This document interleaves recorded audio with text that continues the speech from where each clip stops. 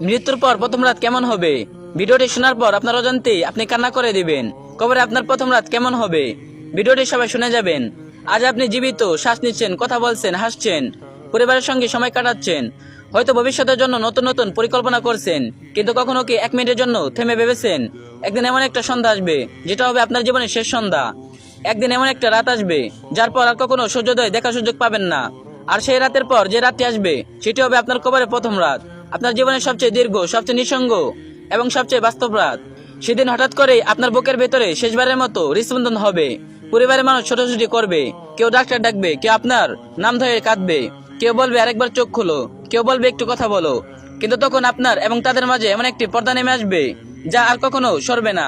আপনি সব শুনবেন কিন্তু জবাব দিতে পারবেন না, সব দেখবেন কিন্তু কাউকে ডাকতে পারবেন না। কিছুক্ষণ পর ঘোষণা হবে তিনি আর নেই। এই একটি বাক্য আপনার সমস্ত পরিচয়কে বদলে দেবে। যে মানুষটিকে কিছুক্ষণ আগেও সবাই নামে চিনতো, এখন সে শুধু একটি মৃতদেহ, একটি নিতর দেহ।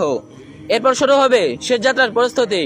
আপনার আলমারি ভর্তি পোশাক থাকবে, দামি ঘড়ি থাকবে, জুতা থাকবে, প্রিয় জিনিসগুলো থাকবে, কিন্তু সেদিন আপনার জন্য নির্ধারিত থাকবে মাত্র কয়েক টুকরো সাদা কাপড়, কাফনের কাপড়, যার কোনো পকেট নেই, কারণ সেখানে কিছু নিয়ে যাওয়ার অনুমতি নেই। আপনাকে গোসল করানো হবে, হয়তো আপনার কোনো বন্ধু, হয়তো কোনো আত্মীয়, হয়তো এমন কেউ যাকে আপনি খুব ভালোবাসতেন। সে আপনার নিত্য শরীরে পানি ঢালবে, শেষবারের মতো আপনাকে পরিষ্কার করবে, কিন্তু আপনি আর বলতে পারবেন না পানি ঠান্ডা অথবা পানি গরম, কারণ পৃথিবীর সব অনুভূতির সঙ্গে আপনার সম্পর্ক শেষ হয়ে গেছে। তারপর আপনাকে কাফন পরিয়ে শুয়ে রাখা হবে। পরিবার মানুষ শেষবারের মতো আপনার মুখ দেখবে। মা কাঁদবে, বাবা কাঁদবে, স্ত্রী বা স্বামী কাঁদবে, সন্তান কাঁদবে, কিন্তু কে আপনাকে আর ফিরে আনতে পারবে না। তারপর জানাজা পড়ানো হবে, অনেক মানুষ আসবে, কেউ সত্যিকার অর্থে আপনার জন্য কাঁদবে, কেউ হয়তো শুধু সামাজিক দায়িত্ব পালন করবে, কেউ হয়তো মনে মনে বলবে মানুষটা ভালো ছিল, আবার কেউ হয়তো আপনার ভুলগুলো কথাও স্মরণ করবে, কিন্তু তখন আর কিছু সংশোধন করার সুযোগ থাকবে না। সবশেষে আপনাকে কবরে নামিয়ে দেওয়া হবে, ধীরে ধীরে, খুব ধীরে ধীরে। আর যখন প্রথম মোটি আপনার কবরের উপর পড়বে, তখন পৃথিবীর সঙ্গে আপনার সমস্ত সম্পর্ক শেষ হয়ে যাবে চিরদিনের জন্য।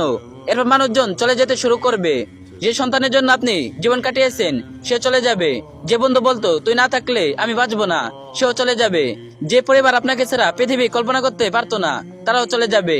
কারণ কবর পর্যন্ত সবাই আসে, কিন্তু কবরের ভেতরে কেউ কারোর সঙ্গে হয় না। তারপর নেমে আসবে ভয়ঙ্কর নীরবতা, এমন নীরবতা যা পৃথিবীতে কখনো অনুভব করেননি। চারপাশে শুধু অন্ধকার, উপরে মাটি, নিচে মাটি, ডানে মাটি, বামে মাটি, আর আপনি একেবারে একা। সেই মুহূর্তে আপনার মনে পড়বে যে নামাজগুলো আপনি ইচ্ছা করে ছেড়ে দিয়েছিলেন, যে তবাগুলো কাল করবো বলে পিছিয়ে গিয়েছিলেন, যে গুণাগুলোকে ছোট ভেবেছিলেন, যে মানুষগুলোর মন ভেঙেছিলেন, যে আরাম উপার্জনকে তুচ্ছ মনে করেছিলেন, সবকিছু একে একে মনে পড়বে। আর তখন হয়তো আপনি মনে মনে বলবেন, হে আল্লাহ, আমাকে আরেকদিন পৃথিবীতে